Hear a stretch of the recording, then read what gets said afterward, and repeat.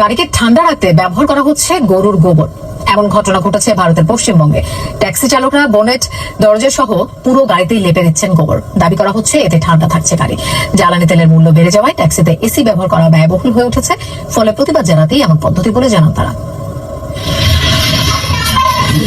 বনের দরজা সহ গাড়ির বাইরে লেপে দেওয়া হচ্ছে গরুর গোবর। এতে গাড়ির ভেতরে ঠান্ডা থাকবে এমন বিশ্বাসের পাশাপাশি জ্বালানির অস্বাভাবিক মূল্যবৃদ্ধির প্রতিবাদে এই সিদ্ধান্ত নিয়েছে পশ্চিমবঙ্গের হুগলি জেলার ট্যাক্সি চালকেরা। যদি গোবর তো সোনা পাওয়া যায়, খনি পাওয়া যায়, তো গোবর লাগালে গাড়ি ঠান্ডা থাকবে না। গোবর তো ঠান্ডা হয়। 2 বছরের বেশি সময় ধরে যাত্রীদের ধন্যবাদ। আপনারা যারা এই ভিডিওটি দেখলেন, ভেরি ইন্টারেস্টিং।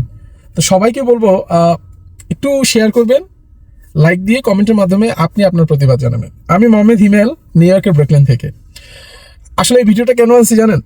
ওই যে বাংলাদেশের এক শ্রেণীর এলিট আছে, খুব স্মার্ট, খুব বড় লোক, খুব জ্ঞানী, খুব বক্তা, বলে না, বক্তব্য দেয় না, ভারত ছাড়া চলবে না, ভারত আমাদের বন্ধু। তো বন্ধু রাষ্ট্ররা তো গোবর খায়।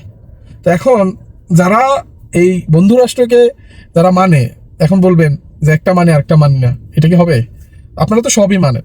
ধরেন ভারতের সাথে বন্ধুত্ব করতে হবে বাংলাদেশের, এটার জন্য মরিয়া হইয়া এক শ্রেণীর লোক বাংলাদেশি ভারতীয়রা, বাংলাদেশের মধ্যে থাকে কিন্তু তারা ভারতের চাটা চাটে। তো তারা এই বাংলাদেশের মুসলমান, এই বাংলাদেশের সম্প্রদায়দের বিরুদ্ধে তারা মিথ্যাচার করেই যাইতেছে এবং তাদের বিরুদ্ধে কথা বলতেছে।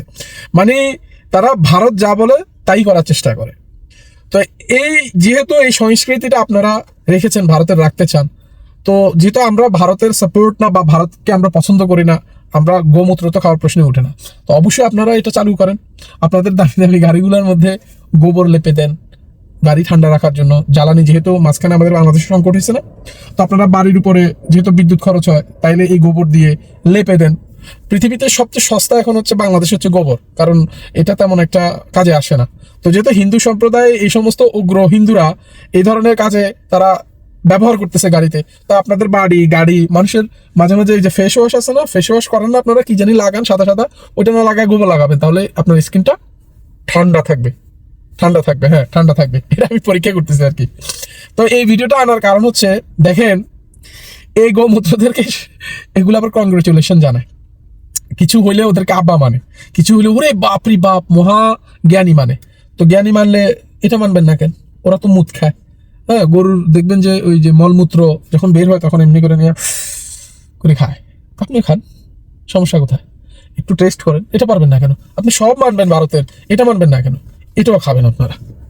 যারা এই ভারতের অবশ্যই খাইতেও পারে, যেভাবে উলট পালট অগোছালো কথাবার্তা বলে, আনতারে, বিরানি আলম, তারপরে যারা ভারতের সাপোর্টার আছেন, এখন তো দেখলাম যে আমাদের ওই নুরুও, হ্যাঁ, তো এরা সবাই করে একটা টান দিবেন, তাইলে ব্রেনটা সতেজ থাকবে, মাথা ঠান্ডা থাকবে। অ্যাটলিস্ট আবল তাবল বকাঝকা করবেন না। তো দর্শক, আপনারা তো দেখলেন যে এই নিকৃষ্ট গোমূত্র এদের কিভাবে এই জিনিসগুলো দেখার পর তাদেরকে ভক্তি আসে। আমার এই জিনিসটা মাথায় ধরে না, আপনাদের কি মাথায় ধরে? অবশ্যই আপনারা এটাকে একটু শেয়ার করে নেবেন। আপনাদের কমেন্টে আপনাদের মতামতটা জানতে চাই আমি, প্লিজ জানতে চাই। আর নিউ ইয়র্ক পেজটিকে আপনারা ফলো দিয়ে রাখবেন।